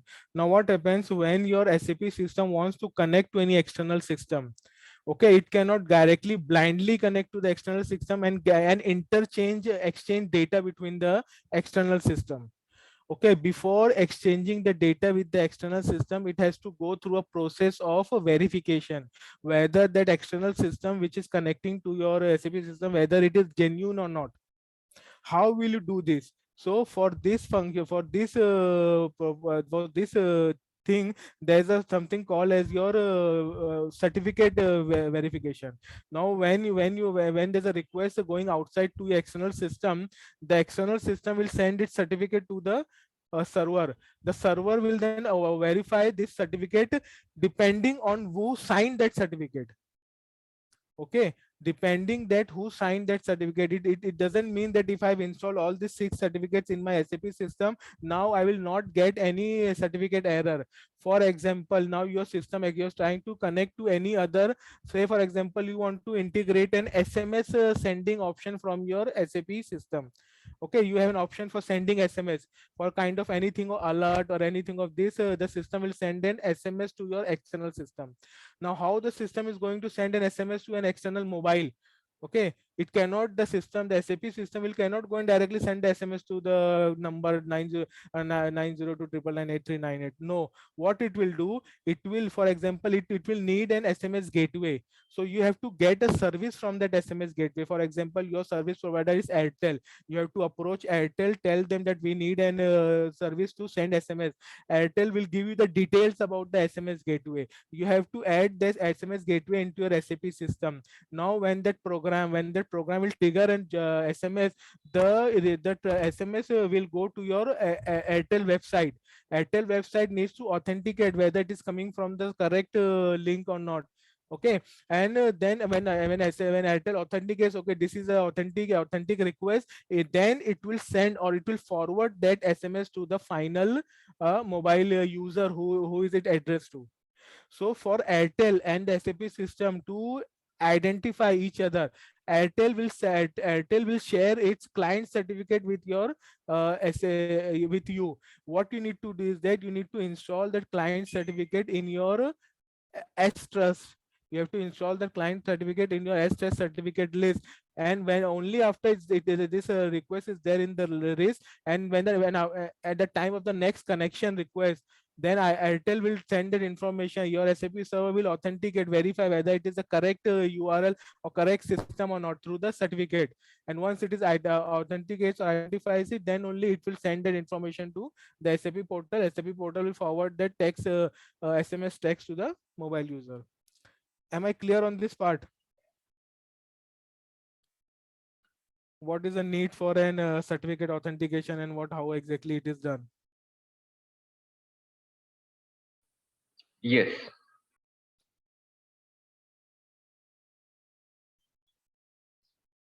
Okay.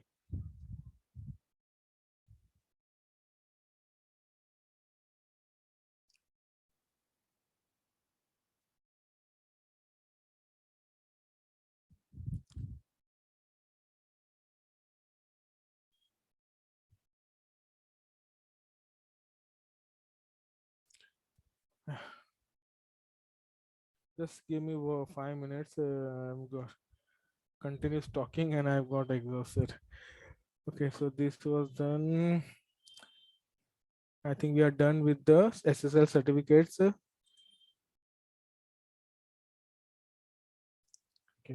Now the next thing is your language pack. How to install a language pack in your system. Okay, so just for your information, by default in your SAP system, 2 languages are by default installed in it. Okay, so by default, when you install, you use the English language. How to identify which language you have login with or you are logging to? Okay, so now for example, when you open the connection, when you open any connection to log into the system, okay, you must have identified this field over here. This is the language, the default language by which you can log into your system. So by default it is English. Okay, in case if you want to log in with a different language. Okay, so as I said, by default in your SAP system, there are 2 languages installed by default. One is the English and second is the German language, which is called as the Deutsch language. So you can also giving you this, and I click on enter. See, I'm logged into the system using, if can you see the text over here? If you can read the text over here on the screen. So this text is actually in German language. This text, so now I have changed my login language. I have changed the login language from my initial screen to DU, and now it is logged into my EU. Now you just click on the center and click on OK. So here, if you see all this word, everything is now you can see it's given in German language. Okay, now if I go into some screen SM50, you will see that most of the headings and most of the content are in the German language. Can you see over here? This most of the things are in the German language. So this is the way how I've changed my language, and how to identify how many languages have been installed into my system. You can just go into SMLT. Go into SMLT and you can see how many languages are installed into your system. So you can see imports packages. So English language has been imported successfully, and the Deutsch or the German language has been imported successfully in this system. So only 2 languages are installed. So now you can install the language. Yeah, sorry for the interruption. Just give me 1 minute.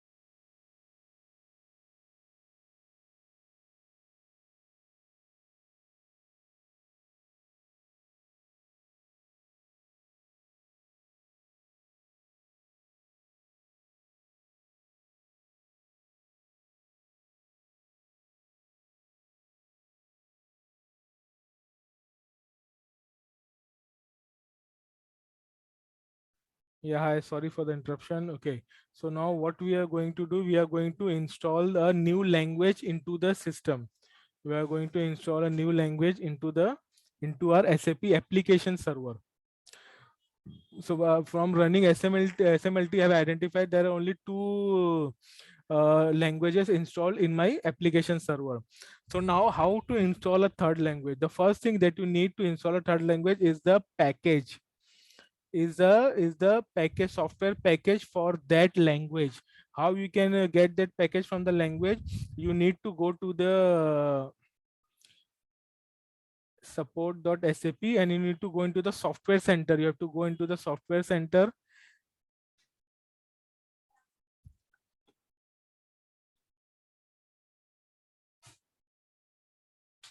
Yeah, is everybody with me? Yeah. Okay, so now I've come into the download center. You can go into alphabetical order. I will go into S for HANA. So now I'm going into like S for HANA. Here, if you scroll down. Okay, now if you scroll down over here, now I can S4 HANA. So here is the category for S4 HANA. Here there are different. So we have installed S4 HANA 2020. See, language packages are dependent on the version. You cannot install one language package either on 2020 or on 2021. Both of them have the different language packages. So I'm going into 2020. And here, if you click on automated download, not upgrade, installation, automated download, you have to go into this section, installation, automated download. When you come over here, now if you see over here, see all these lang packages. These are the language packages. These are the packages for your language. This is for the Deutsch language. En is for the English language. Okay, then if you let me search for, no, I cannot change it or okay, or what I can do is that I can go for this up till the lang. I can click over, I can click on search for these packages. So these are all the packages. The first one is the Deutsch German language, then your English language, then AR is for the Arabic language. Okay, then you have the BG. I'm not sure which language is BG. Then you have CA, CS, DA, EL, ES. These are the different languages. I think there are around 40 languages, I think, available for you. Okay, you can see over here the result, 39 results found. So there are 39 language pack available for your application server. Okay, some languages are understandable and some I need. I think this one is for your UK or what is it? And this one is for Russian. This is for Russian. This is for Japanese. This is for Japanese. Then maybe somewhere there will be your CN for Chinese also. You might have CN or something for Chinese. So these are the languages pack which are available. So what I'm going to do is that we are going to install the Arabic language pack for our system. Okay, the German and English is already installed. We are going to install a Arabic language pack. So that is it. So you need to download this package. After downloading this package on your Bayesian host, you need to copy it into your S4 HANA application server. You have to extract it there. Okay, these are the basic step. But now what we have done is that last time when you downloaded the application, for example, in your system, if you go into PKGS, if you see over here, last time when we downloaded all the application packages, we also downloaded the language pack also for Arabic language. This is the language pack for Arabic language. We have already downloaded it into our application server. Okay, so next step, we don't have to go to download it from your system. What you have to do is just have to extract that package. We have to extract the package. So this is a command for extracting this package under PKGS, and we are extracting it under USR SAP trans EPS in. Okay, we are using this command to extract this package in USR SAP trans EPS in. If you see /ls/USR SAP trans EPS in, so it is empty. So now from this PKGS location, I'm extracting this package. Okay, here I'm extracting this package. So you can just mark it as wait for some time. Okay, so it has extracted. Now if you check the same content, now if you see and go for the same ETS import 6, so you can see 2 files have been extracted in that location. Yeah, 2 files have been extracted. The extraction is done, completed. Now, second, what you have to do, you have to add this language and you have to run this report RSCP-INST, and you have to from SA38, and you have to add this language in the system. You are not importing this language, you are just adding it in the list system. So you need to go into SA38, run this report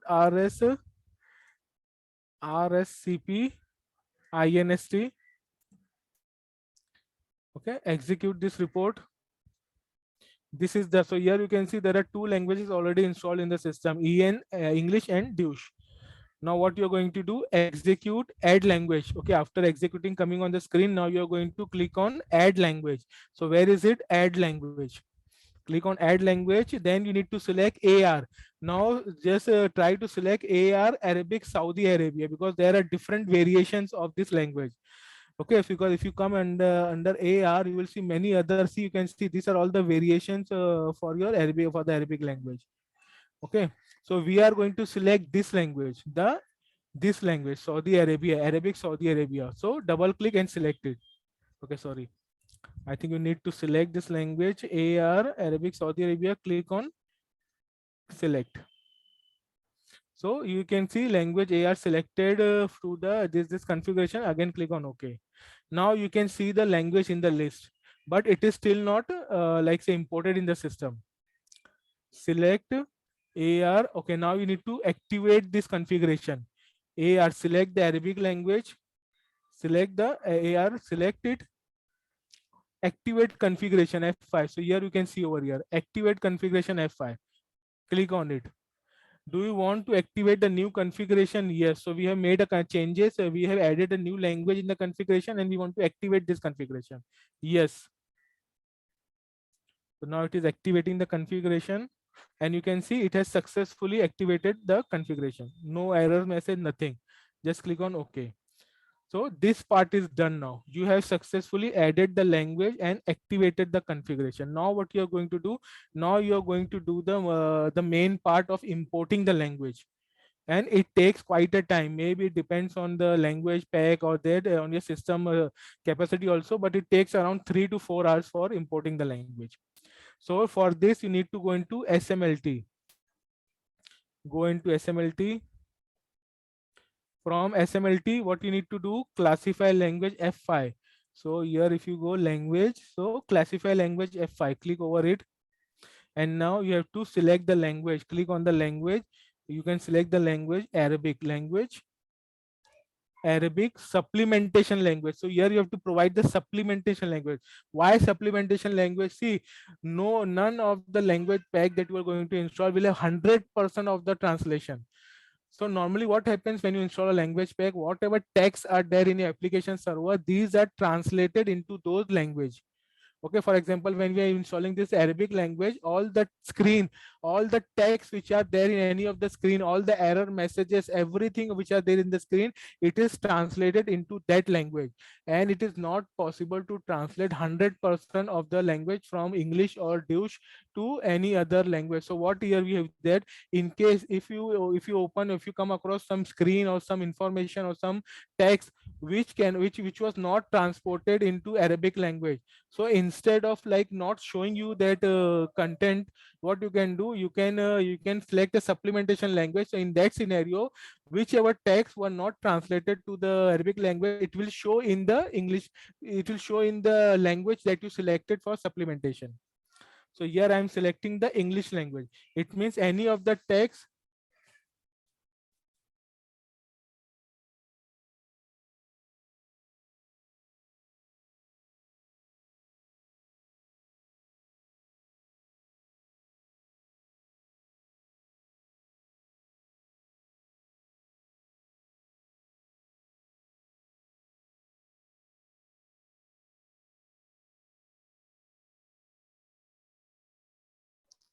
Okay, so I selected the English language. So in any of the screen or text where it is no doesn't find the translation for Arabic, it will show in English language.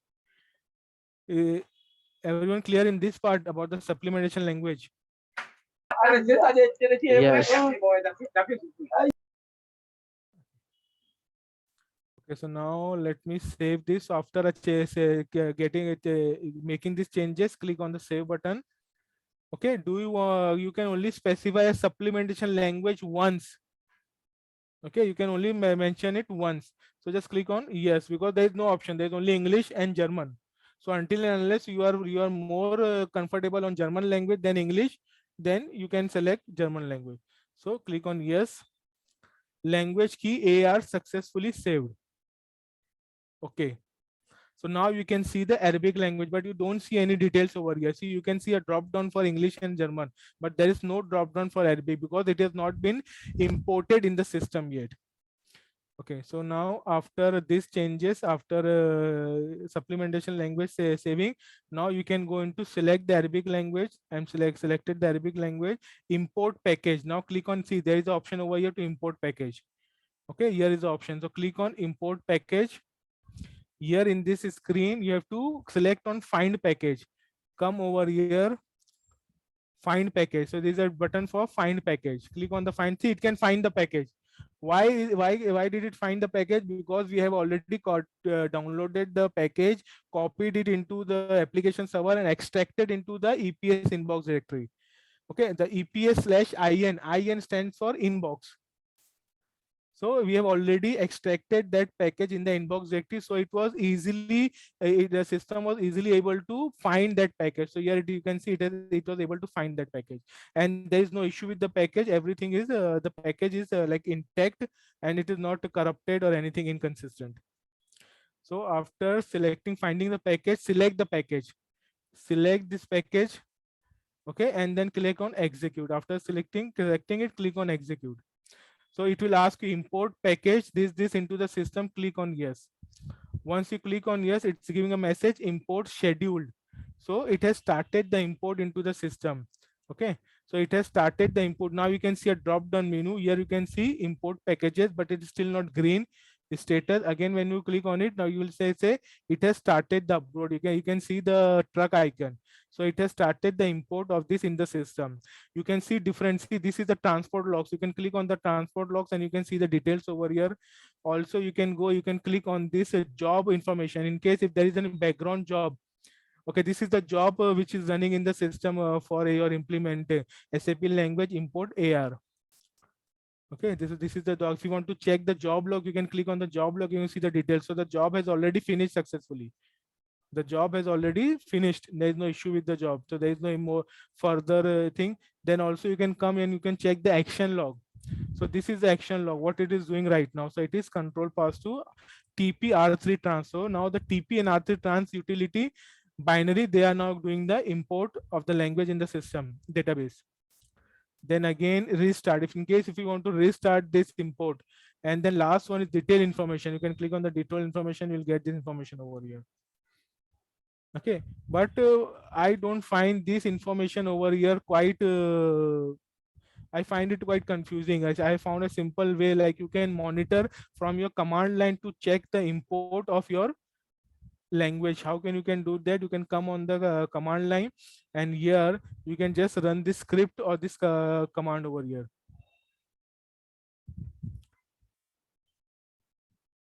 Okay, so actually this has to be run by the root user, not by the SID admin user. So run it over here so you can see the output over here. This is the output of this script. So what is giving you? This is giving you the content of this directory.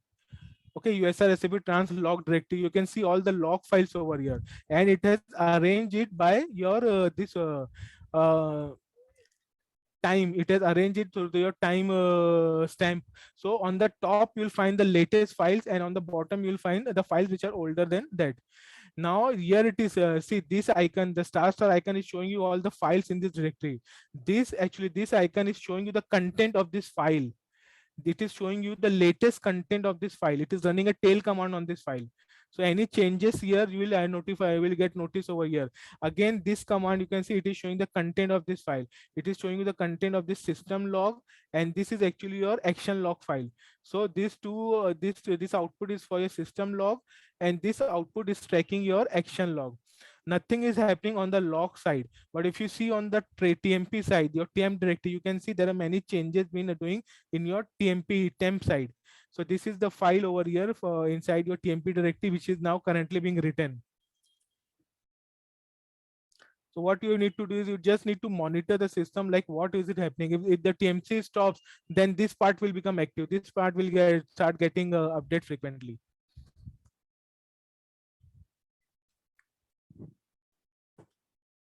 So am I clear with this? Any doubt, any queries on this? So I started the import and now I'm in the monitoring phase. Okay, Muzaffar, this part is clear, but Okay. I want to know if it is if we have the possibility to import more language. You can import all the languages. You can import all the 39 languages which are available for you. So not 39, because 2 are already imported. 2 are already imported in the system, so you can install the additional 37 language into your system. You only have to check for two things. One thing, you should have enough space in the database. It should not be like that your database, your data volume, okay, slash HANA slash data, that volume might be having only like limited space, 10 GB free space, 20 GB free space. Okay, so you should have enough space. I will recommend for you at least going for like 100 GB of free space, in case if you are importing all the languages, just for your information. So one is the disk space, second is the resources. If you import all the language at the same time, your system utilization will get high.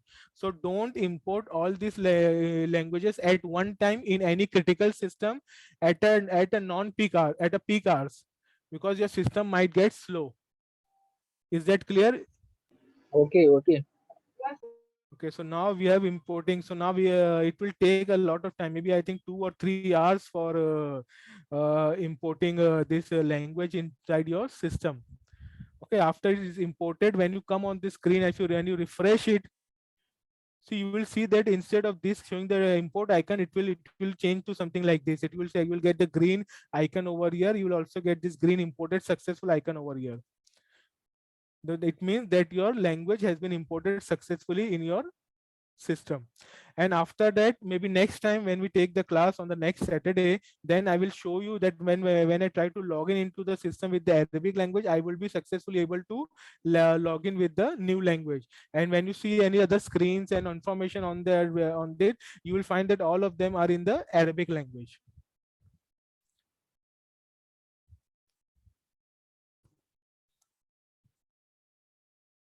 Okay, you can see it is moving up. There are many changes over here in the TMP system.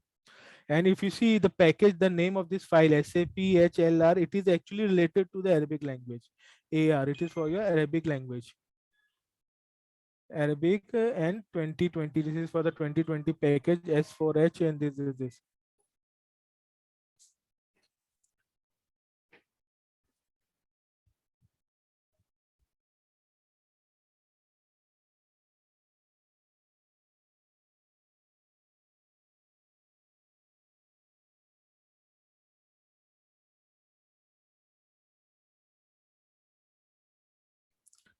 Okay, is it clear with everyone?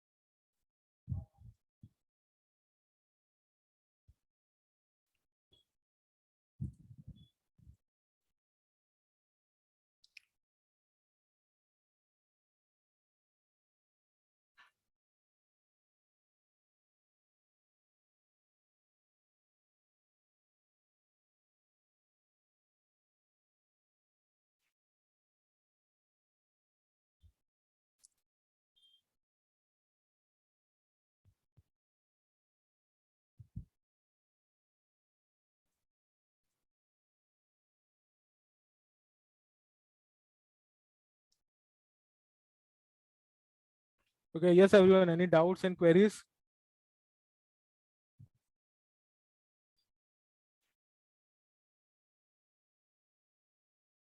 Yeah, anybody there?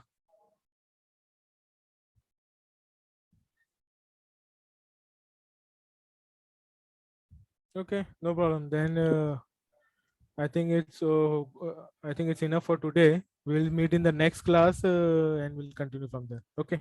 Yeah, see you everyone. Thank you.